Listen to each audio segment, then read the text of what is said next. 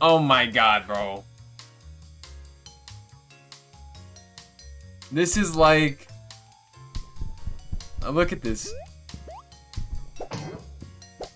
Oh my god. This animation. This is... like, just like Paper Mario, man. From the moment I first saw this game, which was only a couple of days ago, I knew I had to have it. So what did I do? I bought it immediately. And I do not regret it. Oh my lord. Escape from Ever After is a fantastic game. It is so fun. It is so silly. It is so well made. It is literally Paper Mario. The type of Paper Mario game I have wanted for so long. So long. I think, I know I'm not the only one. All of us have wanted for so long. Made by someone who's not Nintendo. Wow. And not only is it Paper Mario, but they take their own creative spin on it, and it just adds its own unique charm to it. I never just buy games unless it's a game I've been looking forward to for a while, right? Like the new Fire Emblem game coming out, I'm gonna buy that immediately. Tomodachi Life, I'm gonna buy that day one. I already have it pre-ordered, actually. This game I just found out about, and then I bought it because and it also just released as well. I never do that. It just called to me. The people who made this must love Paper Mario. They must love it so much that and miss the old style that they just made their own game. And it's so apparent that like they took things from the Thousand Year Door and the original and just improved upon those things and found ways to add certain like moves or items to this game as well. Like it literally feels like this could have been a sequel to Thousand Year Door. Researching is not just restricted to Goombella. You can just research. That's just an action you can take, which makes it so much better, you know.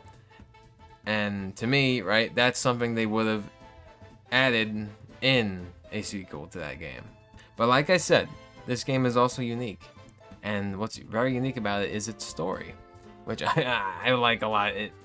It's just silly. It's silly. So what happens is this company called Ever After Inc. sees fairy tale books as an untapped market when it comes to resources, employees, and just saving money in general. So they found a way to transport themselves from the real world into these fairy tale stories and basically used their technology that was unknown to the people of these stories to take over each book and force the characters into working for their company. It's either you work for us or we delete you, you know, from existence. So there you go.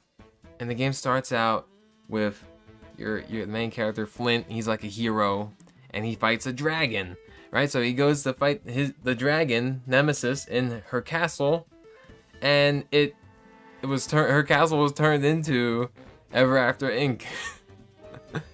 Like, what the fuck? He's like, what the hell's going on?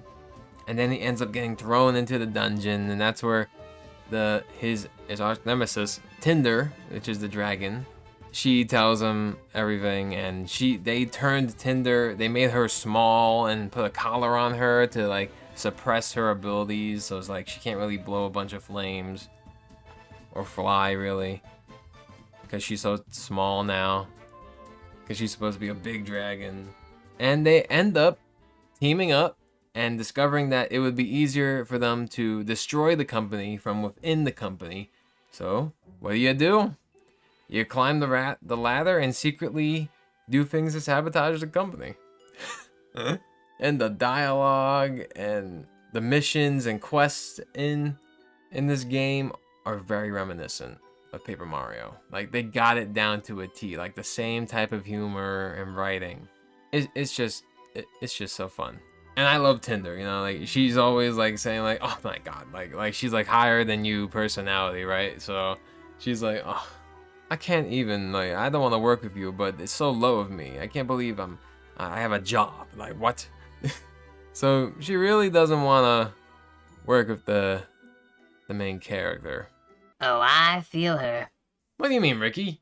I think if me and you teamed up, we'd be an awesome team. I'd rather stay stuck in this tank until I die than go on an adventure with you. That's Ricky for you. Such a fun guy. And I don't know what it is, because I really like Tinder. I guess I just have an affinity for people who are mean to me. I can't say that's healthy, but seems to be the truth here. I also find it funny that her name is Tinder. Yeah, because the app Tinder, and she's a girl dragon, and I don't know, it's just really funny. And this whimsical adventure is accompanied by a snazzy, jazzy soundtrack that gets me bumping my head, gets my pee-pee, gets my giblets giblin', my horns hornians. I love saxophone. If you don't know that already, I am in love with saxophone. So the soundtrack just fits perfectly with the game. And it is reminiscent of the Paper Mario Thousand Year Door remake soundtrack, because it's all jazzy, you know. I don't know who did the music, but they did a fantastic job. Great job on the music. And honestly, the people who did this game, I think this is like their first game, at least first game that's released on Steam, because I checked out, you know, their Steam page. I didn't see any of the games. So they did an amazing job, man. Like, what? I love to support small creators, especially small creators who really make something amazing, and they deserve it. You know, they deserve to sell a bunch of copies of this. So go and buy Escape from Ever After. You will not regret it. It's like 25 bucks, cheap, and it honestly should sell for a lot more. It just does, you know, what Nintendo hasn't done, and, you know, yes, they did make the Paper Mario Thousand Year Door remake, which is a great sign. So to me, it's like, okay, that means they're seeing if this is what people want. They want this type of Paper Mario again, right? That's what they're checking. So if the next game isn't in the same style as the original 2 Paper Mario games, then what the fuck was even the point of making the remake, you know? What was even the point? So they better fucking do it in the original style. And if they don't, I'm honestly I will be pissed. I will be pissed about that. Cause it's like, what are you doing teasing us? If you're just gonna go back to the same fucking slop you've been making with Paper Mario lately. That remake was like a blessing. The next Paper Mario game better be like it. But even if it's not, we got this game. And it feels like, again, it feels like a new Paper Mario game. Even if the game doesn't end up being too great towards the end, because I'm in the beginning. I have only gotten through chapter 1. That's it. I have not beat it. I don't know what happens next. I'm gonna find out. It could end up being, you know, more subpar, closer to the end, right? But honestly, 1, I don't think so. And 2, I don't give a crap even if it is, because it's literally Paper Mario and a unique creative spin on it. And the story itself obviously has a theme of creativity and imagination versus the mundane, working the quote-unquote everyday job for some bullshit company that don't give a fuck about you, right? Or anyone else. Just getting the moolah. And it handles that subject in a very, you know, fun way. Just silly way, you know? Like, it makes fun of everything, and it's just, I love it. And they make very creative use of the fairy tales included in the game. They did a great job. They did a great job. Go play it. Escape from Ever After on Steam. If you love Paper Mario, you're gonna love this game. No doubt about it. No doubt. Now, if I had to blue skidoo into a fairy tale story, which story would I do? Knowing you, probably 50 Shades of Grey.